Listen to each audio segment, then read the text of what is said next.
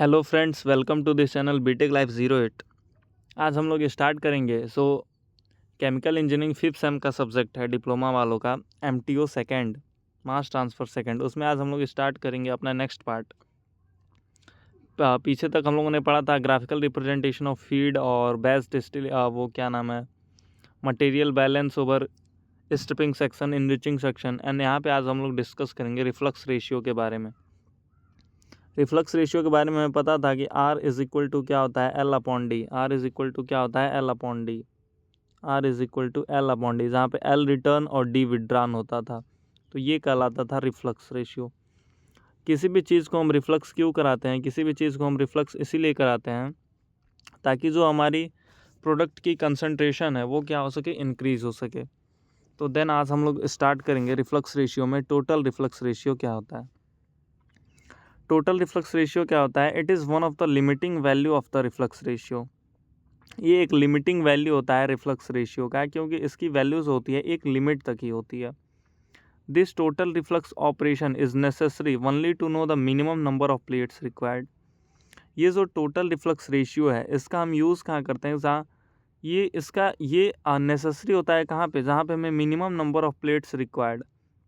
अगर हमें जानना है कि किसी भी डिस्टिलेशन कॉलम में कितने नंबर ऑफ प्लेट्स रिक्वायर्ड हैं, देन वहाँ पे हम लोग टोटल रिफ्लक्स रेशियो का यूज़ करते हैं। At the total reflux ratio पे जो प्रोडक्ट का विड्रॉल रेट होता है वो क्या होता है, ज़ीरो होता है। मीन्स कि जब टोटल रिफ्लक्स रेशियो हो रहा हो, जब टोटल रिफ्लक्स हो रहा होगा, तो जो प्रोडक्ट हमारा विड्रॉ होगा उसका जो रेट होगा वो क्या होगा, ज़ीरो होगा। This can be done by returning all the overhead product back to the column as reflux. This means total reflux, and all the liquid going to the reboiler is vaporized and it is fed to the column. ये क्या बोल रहा है कि this can be done by returning all the overhead product. जितने भी overhead product यानी जितना भी ऊपर से प्रोडक्ट निकल रहा था, उन सबको हम किसके through, back to the column, फिर से उसी कॉलम में ले जाते हैं एज अ रिफ्लक्स के थ्रू। उसी को हम लोग बोलते हैं टोटल रिफ्लक्स। एंड जितना भी लिक्विड है उसको हम लोग रीबॉयलर के थ्रू वेपराइज करके फिर से उस कॉलम में क्या कर देते हैं, फीड कर देते हैं। ठीक है। सिंस एट टोटल रिफ्लक्स पे, इसलिए टोटल रिफ्लक्स पे जो फीड रेट है वो zero, distillate zero, and product withdrawal rate भी क्या हो गया, ज़ीरो हो गया। ठीक है। Vn+1 is equal to Ln, ये हो गया इसका mathematical representation. Vn+1 is equal to Ln। तो ये था आपका टोटल रिफ्लक्स रेशियो। ठीक है। ऐसे ही आपका कुछ टोटल रिफ्लक्स रेशियो। ठीक है, ऐसे देख सकते हैं।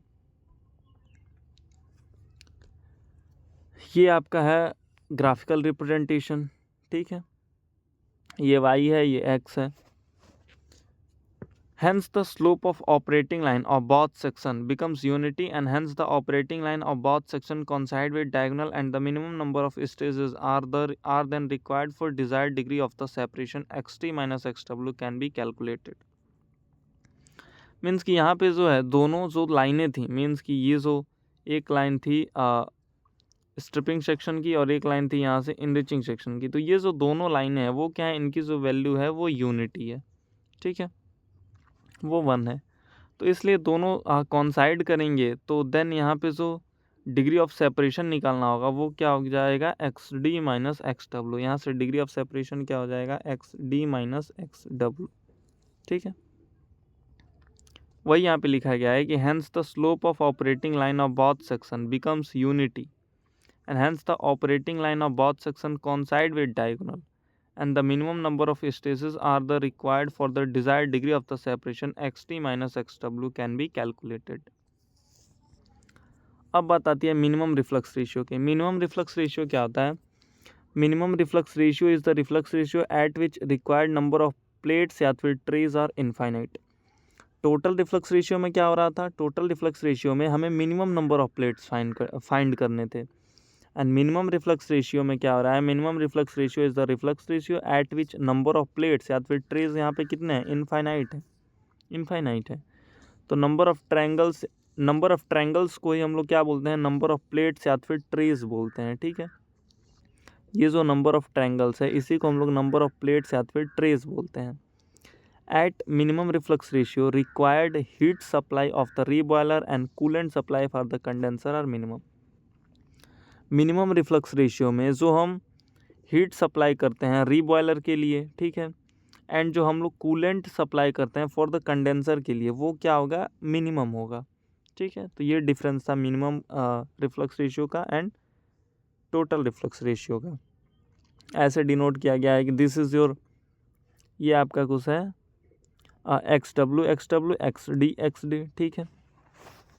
ये आपकी हो गई diagonal, this is your equilibrium कर, एंड यहाँ से ये लाइन जो थी, ये लाइन कौन सी लाइन है, यही लाइन है आपकी मिनिमम रिफ्लक्स रेशियो की। ये जो पॉइंट पे जो ये टच कर रही है, ये लाइन है मिनिमम रिफ्लक्स रेशियो की, ठीक है। और बाकी ये सब जो भी है operating line for the enriching section या rectifying section, and this is your operating line for stripping section, ठीक है।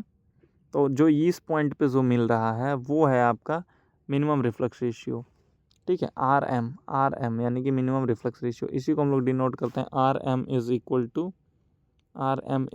To R M upon R M plus 1, ठीक है। यही है आपका मिनिमम रिफ्लक्स रेशियो। नेक्स्ट आता है आपका optimum reflux ratio. Optimum reflux ratio क्या होता है?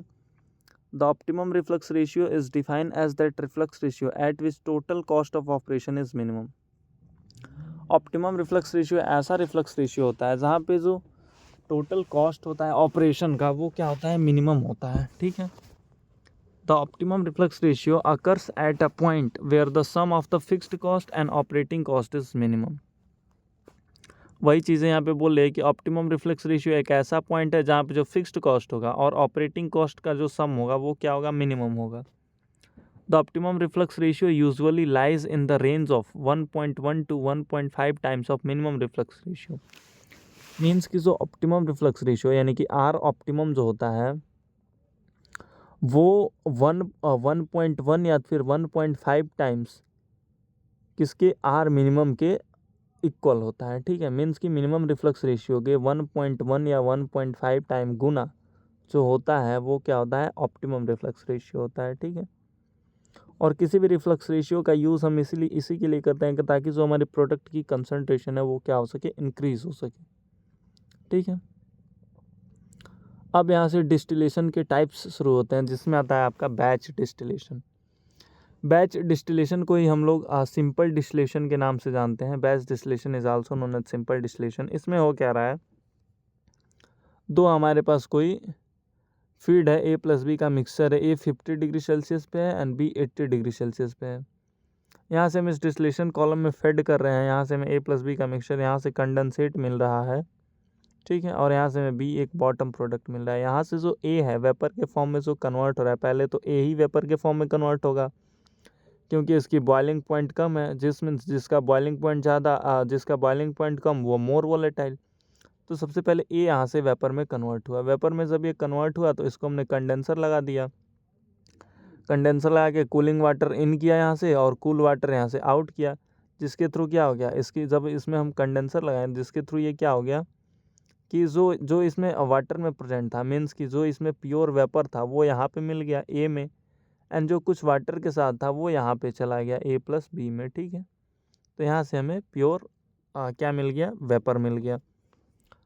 तो इसको हम लोग बोलते हैं बैच डिस्टिलेशन, ठीक है। इसी को हम लोग सिंपल डिस्टिलेशन के नाम से भी जानते हैं। A method of separating mixture based on differences in their volatilities. अब ये कैसा मेथड है, एक सेपरेशन का मेथड है। तो a method of separating mixture based on differences on their volatilities के डिफरेंस पे। In a boiling liquid mixture the component in a sample mixer are vaporised by the application of heat and then cooled by the action of cold water in a condenser. Distillation is completed before more sample mixer is added. Distillation is completed before more sample mixer is added. Next आपका है azeotropic distillation. Azeotropic distillation, यहाँ पे हम लोग देखेंगे कि azeotropic distillation में एक वर्ड आया हुआ है एजियोट्रॉप। तो एजियोट्रॉप क्या होता है, सबसे पहले उसको डिस्कस कर लेते हैं। एजियोट्रॉप जो होता है ये एक बाइनरी मिक्सचर होता है ऑफ अ 2 या फिर more liquid that boils at a constant temperature at a given pressure and so the same concentration and composition in both the liquid and vapour phase. Azeotrope कहने का मतलब ये है कि कोई एक बाइनरी मिक्सचर है, दिस मीन्स मान लेते हैं कि A प्लस बी कोई एक बाइनरी मिक्सचर है, ठीक है। ये 2 या 2 से ज़्यादा लिक्विड का हो सकता है जो बॉयल होगा एट अ कांस्टेंट टेम्परेचर पे। मान लेते हैं कि ये दोनों ही किस टेम्परेचर पे 50 डिग्री सेल्सियस पे क्या हो रहे हैं, बॉयल हो रहे हैं, और कोई एक गिवन प्रेशर पे। एंड ये जो है, ये जो दोनों कंपोजिशन है ये सेम कंसंट्रेशन शो करेगा एट द लिक्विड फेज में भी and at the vapour phase में भी। अभी तो ये 50 डिग्री सेल्सियस है किस में, लिक्विड फेज में, मान लेते हैं ये लिक्विड फेज में है। बट जब ये वेपर में कन्वर्ट होगा तो ये भी सेम कंपोजिशन ही शो करेगा 50 डिग्री सेल्सियस का। तो इसी को हम लोग एजियोट्रॉपिक मिक्सचर बोलते हैं, ठीक है। जैसे यहाँ पे दिया हुआ है, यहाँ पे देख लेते हैं। यहाँ पे ये कोई डिस्टिलेशन कॉलम है, यहाँ पे हम लोगों ने एसिटिक एसिड प्लस वाटर को ऐड कर दिया, ठीक है। एसिटिक एसिड प्लस वाटर, और हम जानते हैं कि acidic acid is highly soluble in water. Acetic acid क्या, CH3COOH, ठीक है। तो ये हो गया आपका acetic acid and this is highly soluble in water. तो देन अगर हम इसकी बात करें तो यहाँ पे हम लोगों ने एसिटिक एसिड प्लस वाटर को इस कॉलम में भेज दिया, और यहाँ से हम लोगों ने क्या किया कि यहाँ से हम लोगों ने ईस्टर को यहाँ से भेज दिया, ठीक है। ईस्टर को यहाँ से हम लोगों ने भेज दिया। ईस्टर एक हम लोगों ने एडिशनल चीज़ ऐड की, ईस्टर। देन यहाँ पे हुआ क्या कि जो ईस्टर है वो वाटर के साथ अपना एक एजियोट्रॉप बना लेगा। जो ये ईस्टर है वो वाटर के साथ एक एजियोट्रॉप यहाँ से क्रिएट करेगा। दैट्स मीन यहाँ से बना एसिटिक एसिड और वाटर का एजियोट्रॉप, जिसको हम लोगों ने हीट एक्सचेंजर में भेजा, ठीक है।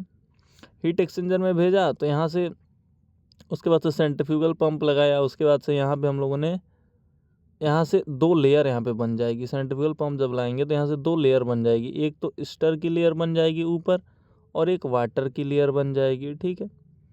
तो देन यहाँ से हम लोगों ने वाटर के लेयर को क्या किया, वाटर के लेयर को फिर इसी हीट एक्सचेंजर के थ्रू इस कॉलम में लगा दिया, ठीक है। फिर यहाँ से हम लोगों ने क्या किया, स्टीम दे दिया। जब स्टीम दिया तो यहाँ से हमें वाटर यहाँ पे वेपर के फॉर्म में या जिस भी फॉर्म में है वो मिल गया, और यहाँ से एसिटिक एसिड यहाँ से रिमूव हो गया, ठीक है।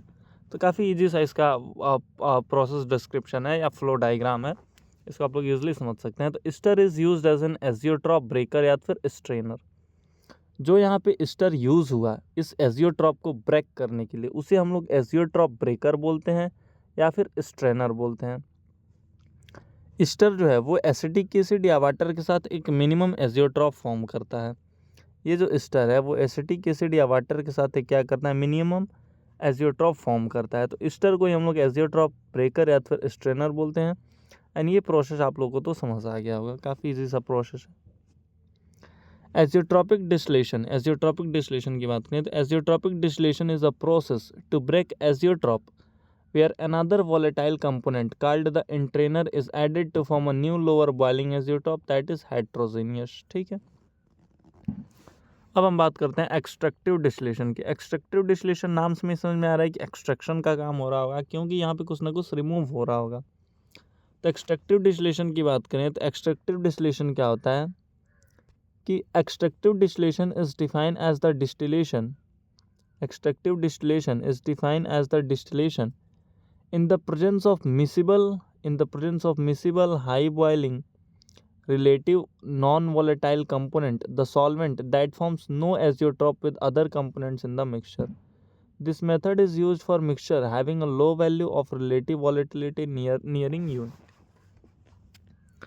ठीक है। एक्सट्रैक्टिव डिस्टिलेशन ये भी एक टाइप का डिस्टिलेशन है जो प्रेजेंस होता है मिसिबल लिक्विड में, हाई बॉइलिंग लिक्विड में, वॉलेटाइल नॉन वॉलेटाइल में, रिलेटिव द सॉल्वेंट में, दैट फॉर्म्स कोई भी एजियोट्रॉप फॉर्म नहीं करता है किसी भी अदर कंपोनेंट के साथ इन द मिक्सचर में, एक्सट्रैक्टिव डिस्टिलेशन में। And this method is use for mixture having a low value of relative volatility. इस टाइप के मिक्सचर को हम तभी यूज़ करते हैं या इस टाइप के डिस्टिलेशन को तभी यूज़ करते हैं जहाँ पे हमें लो रिलेटिव वॉलेटिलिटी होती है, ठीक है। लो रिलेटिव वॉलेटिलिटी होती है मतलब कि लगभग नियरिंग यूनिटी यानी कि 1 के आसपास, ठीक है, जिसकी रिलेटिव वॉलेटिलिटी 1 के आसपास हो। इसका इसका हम लोग देख लेते हैं कि फ्लो डायग्राम, ये आपका एक्सट्रैक्टिव डिस्टिलेशन, ठीक है। ये हम लोगों ने कोई एक्सट्रैक्टिव डिस्टिलेशन लगा लिया, यहाँ पे हम लोगों ने दो मिक्सचर लगा दिया A+B एंड दिस इज, और यहाँ पे हम लोग एक सॉल्वेंट ऐड किया S, ठीक है।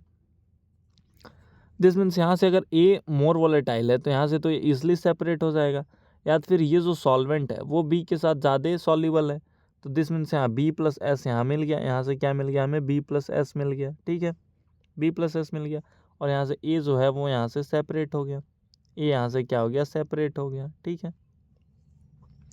अब हम लोगों ने इस B+S को कहाँ पे भेज दिया, एक सॉल्वेंट रिकवरी में भेज दिया, मतलब A एंड B को ही तो सेपरेट करना है, तो अब हम लोगों ने B+S को कहाँ भेज दिया, एक सॉल्वेंट रिकवरी में भेज दिया, जहाँ से हमें यहाँ से S प्राप्त हो जाएगा। इसी S को हम लोग रिकवर करके फिर यहाँ पे यूज़ कर लेंगे, ठीक है, इसी सॉल्वेंट को, और यहाँ से हमें इजिली B प्राप्त हो जाएगा, ठीक है, B मिल जाएगा। तो यहाँ से हम B भी मिल गया एंड यहाँ से हमें A भी मिल गया, तो एक्सट्रैक्टिव डिस्टिलेशन ही तो हुआ, क्योंकि ये दोनों क्या हो गए, सेपरेट हो गए। देन व्हाट इज द, अब नेक्स्ट क्वेश्चन आता है कि then what is the difference between the azeotropic and extractive distillation. In azeotropic distillation में क्या होता था कि थर्ड कंपोनेंट जो था वो इंट्रेनर था, थर्ड कंपोनेंट वहाँ पे जो था, मतलब कि वहाँ पे हम लोगों ने मतलब कि A+B का मिक्सचर था, तो इसको ब्रेक करने के लिए, ये अगर बाइनरी मिक्सचर था तो इसको ब्रेक करने के लिए हम लोगों ने ईस्टर का यूज़ किया था, ठीक है। तो ये जो था वो इंट्रेनर था, थर्ड कंपोनेंट, जहाँ पे इन एक्सट्रैक्टिव डिस्टिलेशन में जो थर्ड कंपोनेंट है वो एक सॉल्वेंट है। यहाँ पे हम लोगों ने इंट्रेनर यूज़ किया एंड यहाँ पे A+B के लिए यहाँ पे हम लोगों ने सॉल्वेंट यूज़ किया, कहाँ पे, एक्सट्रैक्टिव डिस्टिलेशन में। तो पहला डिफरेंस तो ये हुआ, ठीक है। दूसरा डिफरेंस ये है कि product obtain from azeotropic distillation is bottom of the column. जो प्रोडक्ट हमें मिल रहा था एजियोट्रॉपिक डिस्टिलेशन से, वो हमें कहाँ मिल रहा था, कॉलम के बॉटम से, नीचे से मिल रहा था, और हमें एक्सट्रैक्टिव डिस्टिलेशन में जो प्रोडक्ट ऑब्टेन हो रहा है वो top of the column, column के ऊपर से मिल रहा है, ठीक है। स्टीम डिस्टिलेशन क्या होता है, स्टीम डिस्टिलेशन होता है, it is based on the Dalton's law of pressure पे बेस्ड है steam distillation. Steam distillation is a special type of distillation carried out with the help of steam. ये एक special type का distillation है जो कि स्टीम डिस्टिलेशन से भी समझ आ रहा है कि यहाँ पे स्टीम की हेल्प ली जा रही होगी, एंड हाईली टेम्परेचर की स्टीम्स होती हैं, तो यहाँ पे स्टीम की हेल्प ली जा रही होगी। Steam distillation is used for the separation of high boiling substances from non volatile impurities where simple distillation can not be useful. जो स्टीम डिस्टिलेशन है ये यूज़ किया जाता है for the separation of high boiling substances, जिनकी boiling point क्या हो, काफ़ी ज़्यादा हो, एंड नॉन वॉलेटाइल इम्प्योरिटीज़ हो, जहाँ पे सिंपल डिस्टिलेशन यूजफुल नहीं है, since the constituents of liquid mixture tends to decompose at high temperature. Since the constituents of the liquid mixture tends to decompose at high temperature, ठीक है। Since the constituents of the liquid mixture tends to decompose at high temperature. अब यहाँ पे equipment for distillation, plate and packed column, जो equipment यहाँ पे है, plate column and packed column. तो यहाँ पे देख लेते हैं प्लेट कॉलम को, ठीक है। प्लेट कॉलम क्या होता है, प्लेट कॉलम का मतलब ये है कि यहाँ पे जो डिस्टिलेशन है इसमें कई सारे प्लेट्स लगे होंगे, इस टाइप के प्लेट्स लगे होंगे, ठीक है, कई सारे यहाँ पे प्लेट्स लगे होंगे, ठीक है, कई सारे प्लेट्स लगे होंगे। इसके बारे में थोड़ा देख लेते हैं। Plate column can handle wide range of gas and liquid flow rate. जो प्लेट कॉलम है वो हैंडल कर सकता है काफ़ी वाइड रेंज के जो गैस और लिक्विड के फ्लो रेट्स हैं उनको, ठीक है। Plate column provide stage control contact, ये काफ़ी अच्छा कॉन्टैक्ट प्रोवाइड करता है प्लेट कॉलम, क्योंकि जब भी फीड आएगी तो एक प्लेट, फिर दूसरी प्लेट, फिर थर्ड, फोर्थ, ऐसे कर करके, तो ये काफ़ी बेटर कॉन्टैक्ट प्रोवाइड करता है। Plate column operation is considerably smooth, ये काफ़ी स्मूथ प्रोसेस है, ठीक है। Plate efficiency can be predict more accurately, इसकी जो एफिशिएंसी है वो काफ़ी अच्छी है। When the liquid cause falling और deposition of solids even through the tray is blocked up, it is easier to clean it. जब भी प्लेट कॉलम में ये जो लिक्विड आ रही है, ये जो लिक्विड हमारी जो ये आ रही है, ये यहाँ पे फॉलिंग कर जाती है, मीन्स कि यहाँ पे अगर ये कोगुलेट कर जाती है, चिपक जाती है, तो इसको क्लीन करना काफ़ी ईजी रहता है प्लेट्स को। Plate column is compose of several equilibrium stages, इसके बहुत सारे इक्विलिब्रियम स्टेज हैं, ठीक है। Every equilibrium stage has its own vapour liquid equilibrium different, इसके बहुत सारे इक्विलिब्रियम स्टेज हैं। मान लीजिए यहाँ पे कुछ अलग इक्विलिब्रियम स्टेज, यहाँ पे कुछ अलग, यहाँ पे कुछ अलग, यहाँ पे कुछ अलग, ठीक है। बट जो यहाँ पे एवरी इक्विलिब्रियम स्टेज है, हर एक इक्विलिब्रियम स्टेज का जो वेपर लिक्विड कंपोजिशन है या वेपर लिक्विड इक्विलिब्रियम है वो डिफरेंट होगा। एंड इसी इक्विलिब्रियम स्टेज को ही हम लोग क्या बोलते हैं, ट्रे बोलते हैं, ठीक है। इसी इक्विलिब्रियम स्टेज को ही हम लोग क्या बोलते हैं, ट्रे बोलते हैं। तो अब ट्रे कितने टाइप के होते हैं? Tray there are 3 types of tray used in distillation tower में 3 तरह के ट्रे यूज़ किए जाते हैं, bubble cap tray, valve tray and sieve tray, ठीक है। Bubble cap tray, valve tray and sieve tray. अब बात आती है यहाँ पे पैक्ड कॉलम की। पैक्ड कॉलम क्या होता है? पैक्ड कॉलम में क्या होता है, मेनली पैकिंग की होती है, वहाँ पे प्लेट कॉलम में प्लेट्स लगे होते हैं। Packed column are more suitable for low capacity operation, जहाँ पे पैक्ड कॉलम के लिए हम जो लो कैपेसिटी ऑपरेशंस होते हैं वहाँ पे हम लोग पैक्ड कॉलम का यूज़ करते हैं। Packed column are particularly useful in the field of vacuum distillation. जो पैक्ड कॉलम है वो पर्टिकुलरली, वो तो सबको मालूम है कि भाई बट डिस्टिलेशन में यूज़ होता है, बट मेनली यूज़ होता है वैक्यूम डिस्टिलेशन के केस में पैक्ड कॉलम का यूज़ करते हैं। For separating heat sensitive material packed column are useful because the liquid holdup is low. अगर कोई हीट सेंसिटिव मटेरियल है, ठीक है, यानी कि हीट काफ़ी जल्दी वो क्या कर ले रहा है, कांटेक्ट ले रहा है, तो देन वहाँ पे जो पैक्ड कॉलम होता है वो काफ़ी यूज़फुल होता है बिकॉज यहाँ पे जो लिक्विड का होल्डअप होता है वो लो होता है। Pressure drop per unit length is less in packed column. जो यहाँ पे प्रेशर ड्रॉप है पैक्ड कॉलम में वो क्या है, थोड़ा लो है। Pressure drop per unit length, यही आपकी पैकिंग की हुई है यहाँ पे, ठीक है। ये जो है यहाँ पे पैकिंग की हुई है, ठीक है। Pressure drop per unit length is less in packed column. Packed beds can be used in a chemical reactor. ये जो पैक्ड बेड्स हैं इनका यूज़ हम कहाँ कहाँ करते हैं, तो packed beds can be used in a chemical reactor, a distillation process और स्क्रबर में। But packed beds have also been used to store heat in chemical plants. इन सारी चीज़ों में हम पैक्ड बेड का यूज़ तो करते हैं, बट जो केमिकल प्लांट में अगर हमें हीट को स्टोर करना है तो देन वहाँ पे भी हम लोग पैक्ड बेड के थ्रू हीट को स्टोर करते हैं। द पर्पस क्या होता है पैक्ड बेड का, is typically to improve the contact between the two phases in a chemical या फिर सिमिलर प्रोसेस। पैकिंग का मेन फंडा जो है या मेन पर्पस जो है वो यही है कि वो क्या करे, कॉन्टैक्ट को इम्प्रूव करे। जो दो से अधिक जो फेज़ हैं उनके बीच में जो कॉन्टैक्ट है, उनके बीच का जो ये कॉन्टैक्ट है उनको क्या करे, इम्प्रूव करे, ठीक है। तो ये भी 3 तरीके के होते हैं, random packing, structured packing and stacked packing, ठीक है। ये भी 3 तरीके के होते हैं, random, structured and stacked. Random का मतलब एक प्रॉपर वे में पैक किए होंगे, ठीक है। स्ट्रक्चर का मतलब एक स्ट्रक्चरल वे में भी, रैंडम का मतलब क्या है, रैंडम का मतलब कहीं इधर उधर, ठीक है, इधर उधर कैसे भी पैकिंग किया होगा। स्ट्रक्चर्ड का मतलब है एक प्रॉपर वे में, एंड स्टैक्ड का मतलब भी एक प्रॉपर वे में ही वो क्या किए होंगे, पैकिंग किए होंगे, ठीक है। अब हम बात करते हैं कि क्या क्या प्रॉब्लम्स इनकाउंटर्ड होते हैं किसी भी डिस्टिलेशन कॉलम में। वो होता है concept of flooding, foaming, weeping, dumping and entrainment. इतने प्रॉब्लम्स हो सकते हैं डिस्टिलेशन कॉलम में। तो एंट्रेनमेंट क्या होता है, डिस्टिलेशन कॉलम में कौन कौन से प्रॉब्लम इनकाउंटर होते हैं, entrainment, flooding, weeping, dumping. Entrainment क्या होता है, एंट्रेनमेंट होता है कि when liquid carried by vapours up to the tray above is known as entrainment. जब भी हमारी जो ट्रे थी, जो हमारी ये ट्रे थी, इनके ऊपर क्या हो जाए, when liquid carried by vapour up to the tray above is known as entrainment.